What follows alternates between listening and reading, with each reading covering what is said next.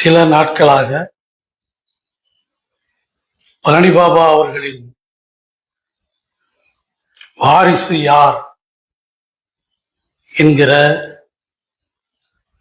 வாரிசு உரிமை போட்டி நடக்கிறது. யாராவது பழனி பாபாவை பற்றி பேச வேண்டும் என்றால், விவாதிக்க வேண்டும் என்றால் எங்களிடம் கேட்டுத்தான் பேச வேண்டும் என்று ஒரு கூட்டம் கிளம்பி இருக்கிறது. இன்னொரு கூட்டம் பழனி பாபாவின் நேரடி வாரிசு நாங்கள் தான் என்று ஒரு கூட்டம் கிளம்பி இருக்கிறது. இப்பொழுது நடக்கிற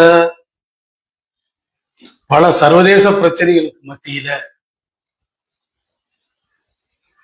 யானைகளை பற்றி விவாதித்துக் கொண்டிருக்கும் போது எறும்புகள் இடைஞ்சல் செய்வதாக சொல்வார்கள். எனவே எறும்புகளை பற்றியும் நாம் இங்கே பேச வேண்டியது இருக்கிறது. அல்ஹாஜ் பழனி பாபா அவர்கள்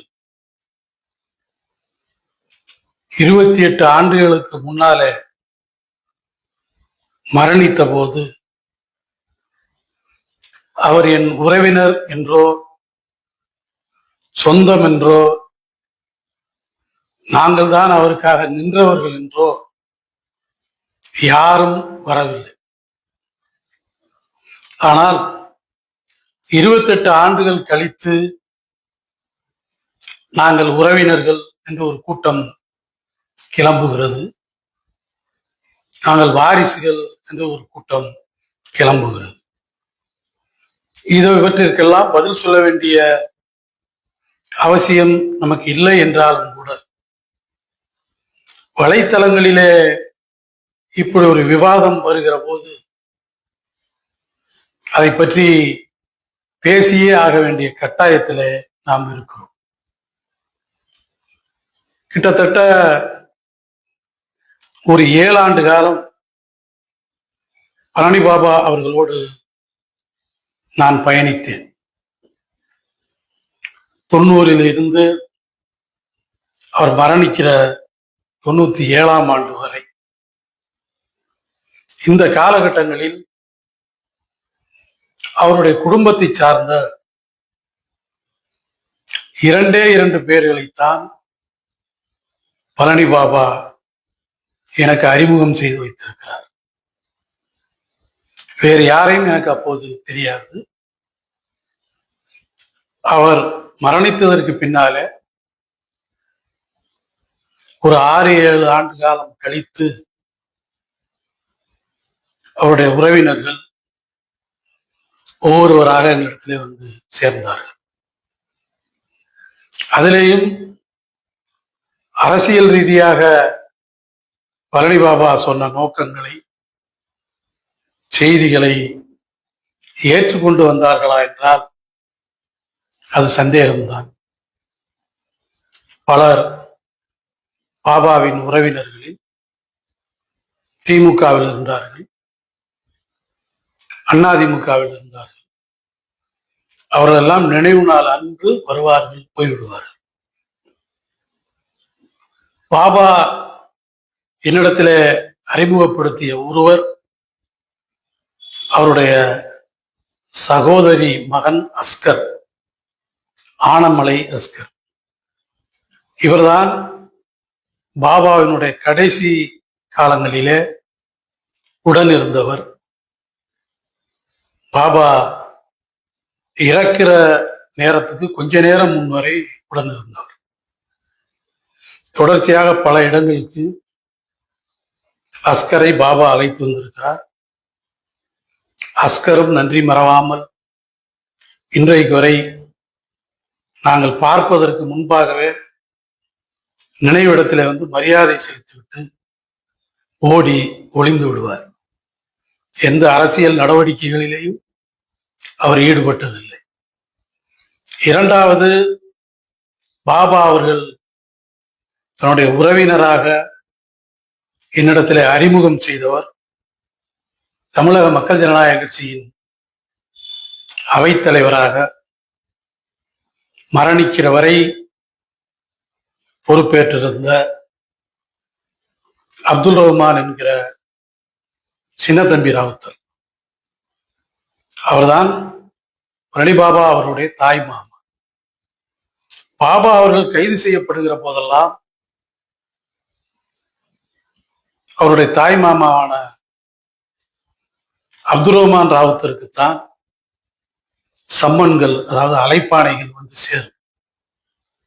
நானும் பாபா அவர்களும் சிறையில் இருந்த காலத்திலே கூட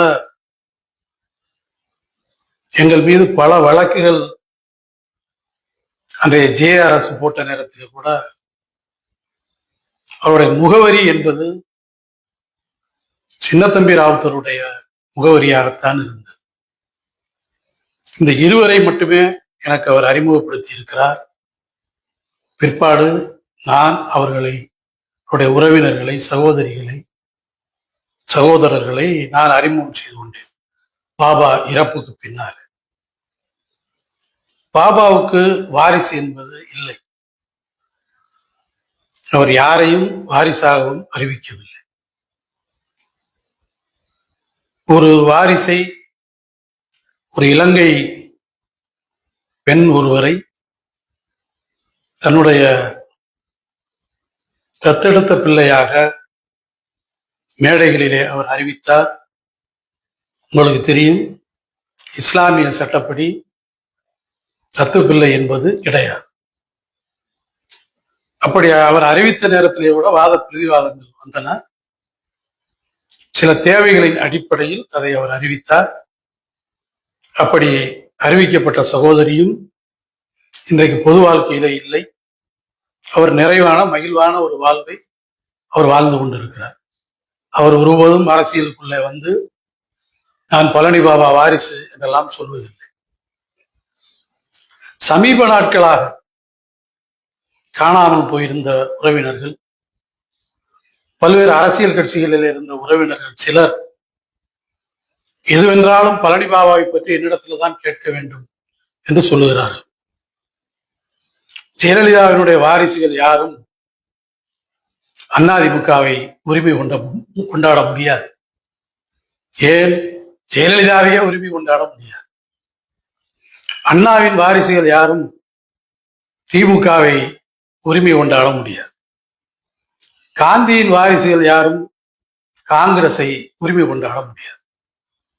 பழனி பாபா என்பவர் காந்தியை போல, அண்ணாவை போல, கலைஞரை போல அல்லது எம்ஜிஆரை போல ஒரு சமூகத்துக்கான தலைவர், மக்களுக்கான தலைவர். அவரை யாரும் எங்களுக்கு சொந்தம் என்று சொந்தம் கொண்டாடிவிட முடியாது. அப்படி சொந்தம் கொண்டாடுகிற நபர்கள் அவர்களின் சொத்துக்களுக்கு வேண்டுமானால் வாரிசாக போகலாம்.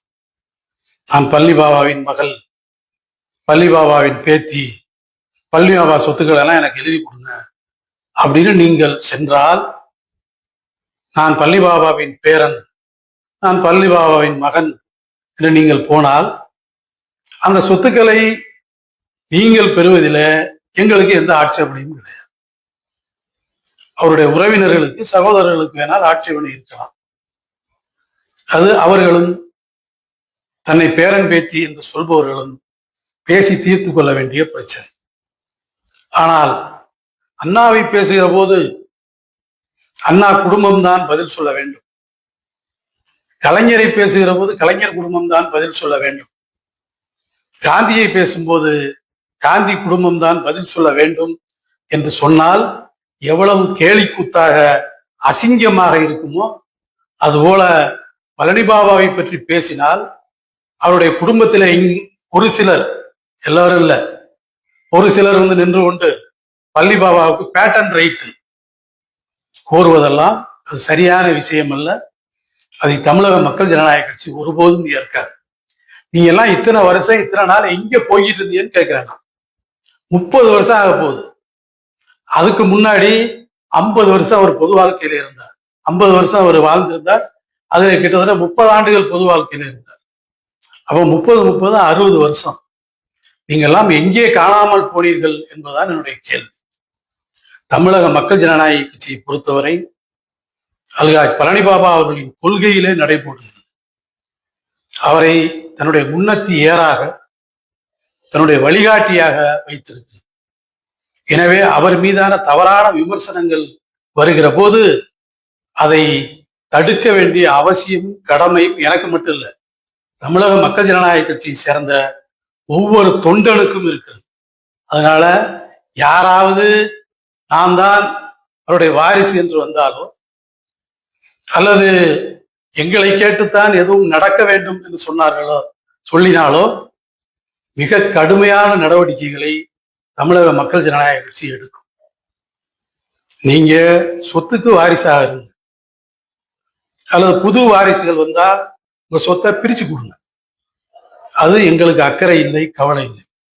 ஆனால் கட்சிக்கோ கொள்கைக்கோ வாரிசு என்று சொல்வதற்கு யாருக்கும் யோக்கியதை இல்லை என்பதுதான் என்னுடைய கருத்து. அதிலேயும் குறிப்பாக யாரு தங்களை அரசியல் வாரிசு அப்படி சொல்லிக்கலாம்னா, கொள்கை வாரிசுன்னு சொல்லிக்கலாம்னா, அவருடைய பேச்சை முதலில் தொகுத்து வெளியிட்ட ஏ.கே. ராஜனும் வழக்கறிஞர் அன்வர் பாட்சாவும் நாங்க தான் ஒரு கொள்கை வாரிசுன்னு சொல்லலாம்.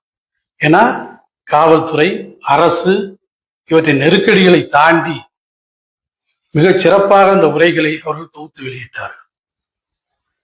பிராமண சமூகத்தில் பிறந்த ஒரு பெண்மணி பழனி பாபா இருக்கிற காலத்தில் அவருடைய பேச்சை கேட்டு இஸ்லாத்தை ஏற்றுக்கொண்டார். இன்றைக்கு எங்கள் அமைப்பில் இருக்கிறார் நாத்திகம் சம்சுனிசா, அவர்தான் அது. அவர் தன்னை கொள்கை வாரிசு என்று சொல்லிக் கொள்ளலாம். தமிழகமெங்கும் போய் அவர் நடந்ததை, பார்த்ததை, பழனி பாபா பேசியதையெல்லாம் தேடி கண்டுபிடித்து உலகத்துக்கு சொன்னார்களே, பழனி சகானும் திருப்பூர் உமர்கையானும் அவர்கள் தங்களை வாரிசு என்று சொல்லிக் கொள்ளலாம். பழனி பாபாவுக்காக தங்கள் வாழ்க்கையின் ஒரு பகுதியை அர்ப்பணித்தவர். இன்றைக்கு பெங்களூரில் இருக்கிற இப்ராஹிம் பழனி பாபாவின் உரைகளை எல்லாம் தேடி தேடி கண்டுபிடித்து சொந்த செலவில வலைத்தளங்களில வெளியிட்டு வருகிறார. அந்த இப்ராஹிம் நான் பழனி பாபாவின் கொள்கை வாரிசு என்று சொல்லலாம். பாக்கெட்டிலே பழனி பாபா படம் வைத்திருந்ததற்காக அடி வாங்கி சிறைச்சாலைக்கு போனார்களே எங்களுடைய தொண்டர்கள், அவர்கள் பழனி பாபாவின் கொள்கை வாரிசுகள் என்று சொல்லிக் கொள்ளலாம். இதை தாண்டி நான் அவருடைய உறவினர், இரத்த சம்பந்தப்பட்டவன், அவருக்கு 3வது அக்காவுக்கு 4வது பையன், அவருடைய பையனுக்கு நான் சொந்தம், அப்படியெல்லாம் யாரும் பழனி பாபாவின் கொள்கைகளை சொந்தம் கொண்டாட முடியாது, இயலாது. பழனி பாபா ஒட்டுமொத்த தமிழ் சமூகத்துக்கு சொந்தம். பழனி பாபாவினுடைய சகோதரர் முபாரக் அவர்கள் பழனி பாபாவை பலரும் உபயோகப்படுத்துகிறார்களே, நாம் ஏன் நீதிமன்றத்துக்கு போகக்கூடாது என்று கேட்டார். நான் சொன்னேன், இதற்காகத்தான் இத்தனை வருஷம் போராடி இருக்கிறோம், இதற்காகத்தான் இத்தனை வருஷம் பாடுபட்டு இருக்கிறோம். அவர் ஒரு பொது தலைவராக, எல்லோராலும் ஏற்றுக்கொள்ளப்படுகிற தலைவராக, இஸ்லாமியர்களால் புறந்தள்ள முடியாத தலைவராக அவர் வர வேண்டும் என்பதுதான் நம்முடைய நோக்கம். எனவே அந்த நோக்கத்தை சிதைக்கிற வகையில வழக்கு போட்டு விடாதீர்கள் என்று சொல்லி அனுப்பினேன். இது முபாரக்குக்கும் தெரியும். இன்றைக்கு எதிலேயும் கலந்து கொள்ளாமல் ஒதுங்கி இருக்கிற அஸ்கருக்கும் தெரியும், அவருடைய உறவினர்களுக்கும், அவருடைய சகோதரர்களுக்கும் தெரியும், சகோதரிகளுக்கும் தெரியும். எனவே ஒரு சிலர் தவறான வேலைகளை செய்து விடாதீர்கள். பழனி பாபா எல்லாருக்குமானவர். பழனி பாபா சொத்துக்களுக்கு நாங்கள் உரிமை கொண்டாட மாட்டோம். ஆனால் கொள்கைக்கு சொந்தக்காரர்கள் எங்களை போன்றவர்கள். எனவே தவறான தகவலை உலகத்துக்கு சொல்லிவிடாதீர்கள். சொன்னால் தெருவுக்கு தெரு, வீதிக்கு வீதி உங்களை இழுத்து விட வேண்டிய அவசியமும் தேவையும் வரும். நன்றி.